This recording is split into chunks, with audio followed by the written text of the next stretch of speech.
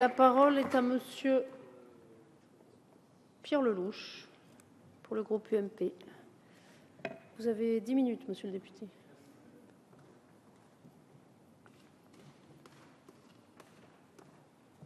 Merci Madame la Présidente.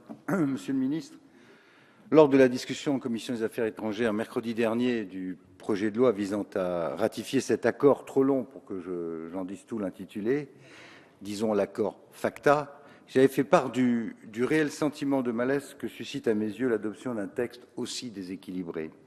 Cet accord et désormais cette loi ne sont rien d'autre que la transposition en droit français de dispositions d'une loi américaine adoptée en 2010, faisant de facto et de jure de notre ministère des Finances un simple supplétif de l'Internal Revenue Service, IRS américain.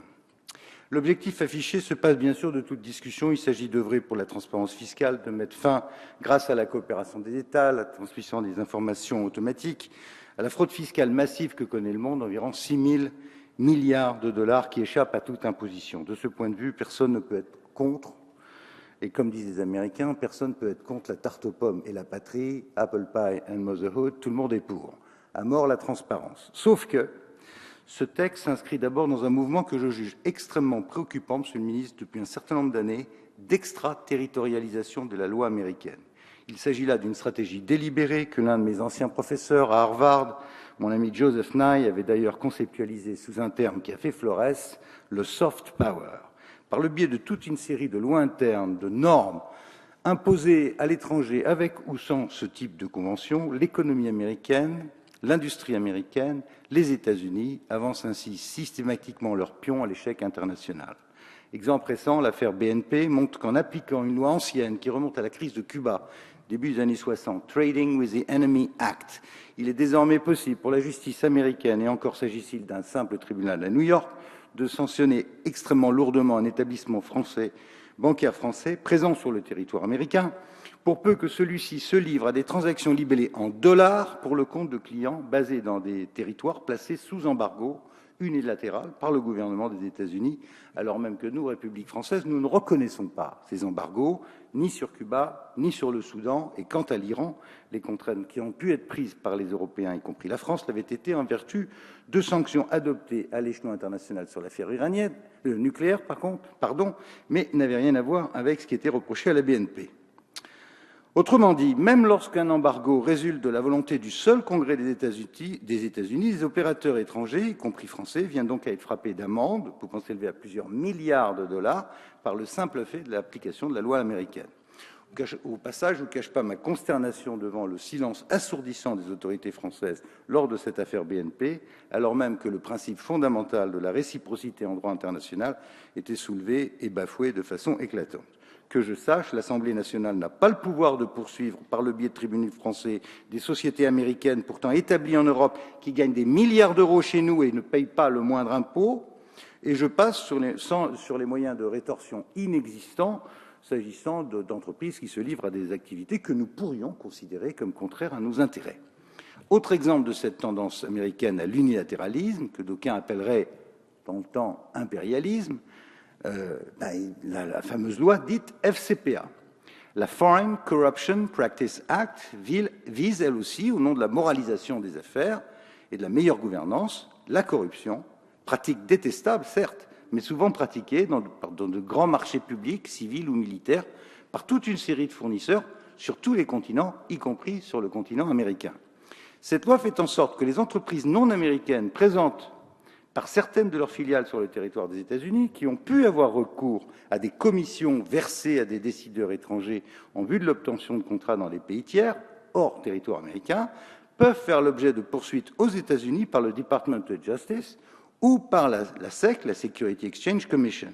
Les enquêtes sont diligentées par les services, entre guillemets, spécialisés américains, vous voyez qui je veux dire, puis obligeamment transmises à la justice américaine et peuvent aboutir soit à des amendes extrêmement lourdes, voire même à l'arrestation de dirigeants de ces entreprises pour peu qu'ils se trouvent, même en vacances ou en transit, sur le sol des États-Unis. Les amendes se chiffrent alors en centaines de millions, voire en milliards de dollars, sans parler de peines de prison pour les cadres dirigeants des entreprises concernées dans les geôles américaines. Comme par hasard, ces actions ne sont pas totalement étrangères, soit à la concurrence de groupes américains sur les mêmes marchés, soit à des OPA plus ou moins hostiles de groupes américains sur les mêmes sociétés étrangères, notamment européennes, dans un environnement où le nombre d'OPA d'entreprises américaines en Europe ne cesse d'augmenter. À titre d'exemple, les tentatives d'OPA hostiles cette année atteignent du côté américain plus de 426 milliards d'euros contre 72 milliards dans l'autre sens.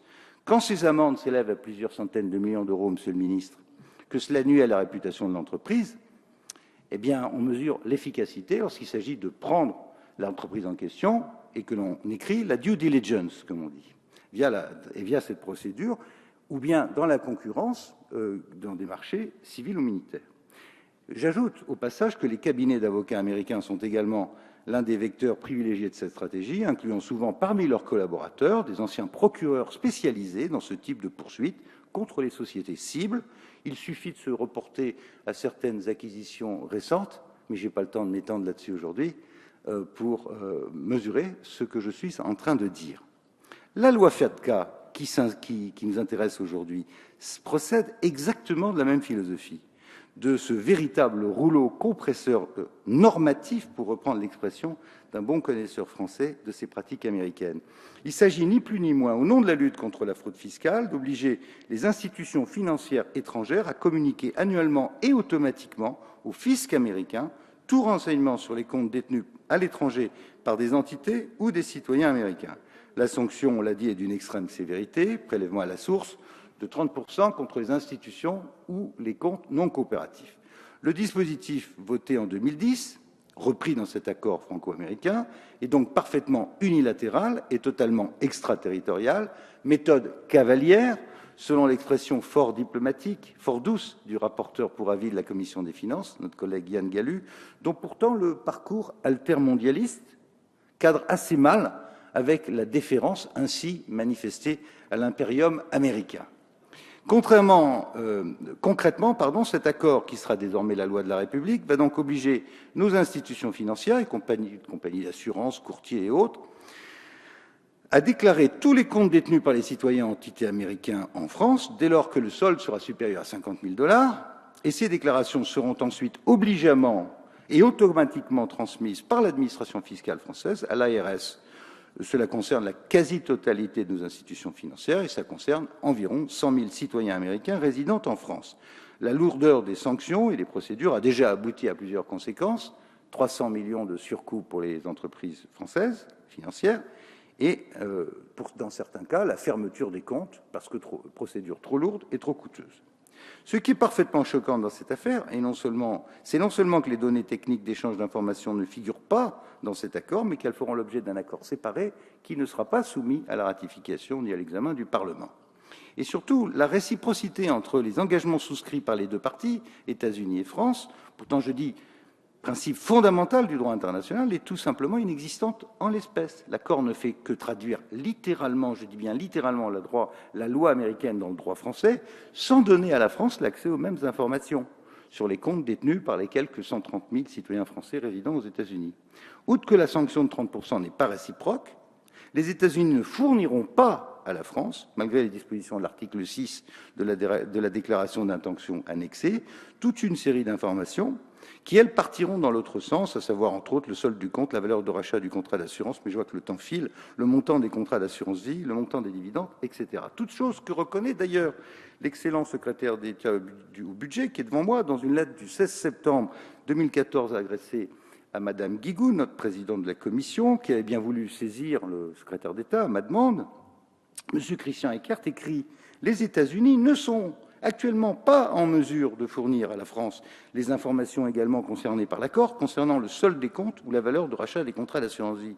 Le ministre ajoute cependant que, s'agissant du reste des informations, la France pourra toujours les demander au cas par cas en s'appuyant sur la Convention fiscale de 1994. Dans sa grande bonté, le Trésor américain, co-signataire de l'accord, s'engagera à améliorer davantage la transparence, je cite, à renforcer la relation d'échange avec la France, c'est joli, et je cite toujours, en continuant à adopter des mesures de nature réglementaire et en défendant et en soutenant l'adoption de lois appropriées afin d'atteindre ces niveaux automatiques réciproques d'échange de renseignements. Cette rédaction alambiquée Et pour qui connaît les institutions américaines, une vaste plaisanterie qui rappelle le vieux proverbe selon lequel, en politique, les promesses n'engagent que ceux qui les écoutent. L'ennui, en effet, je vous demande une... C'est important, Madame la Présidente, je vous demande un instant, puisque je serai le seul orateur de l'UMP.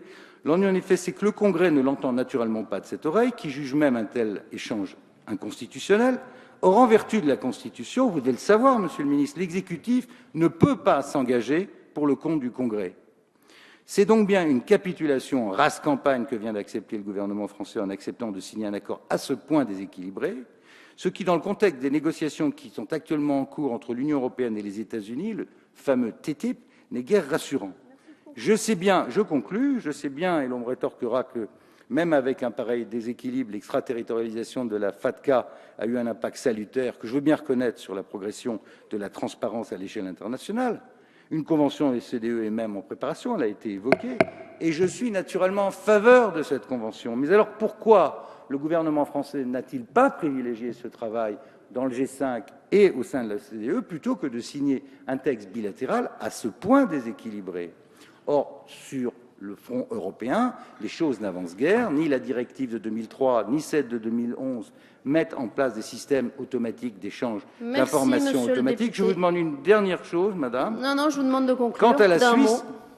Quant à la Suisse, elle s'est débrouillée pour signer un accord dit FATCA 2 avec les États-Unis, prévoyant une transmission des données directement par les banques, mais sous réserve de la cote express du titulaire du compte. Autrement dit, nous n'avons pas mis fin au problème de la transparence en Europe. Et je vais vous donner... Merci, je pense Monsieur que le vous député. goûterez cet exemple, Madame la Présidente. Avec FATCA, Monsieur Cahuzac n'aurait pas été découvert. Ce qui aurait aidé à découvrir M. Cahuzac, c'était un accord de transparence au niveau européen. Donc j'invite vraiment le gouvernement... La parole est à Madame Sonia Lagarde pour le groupe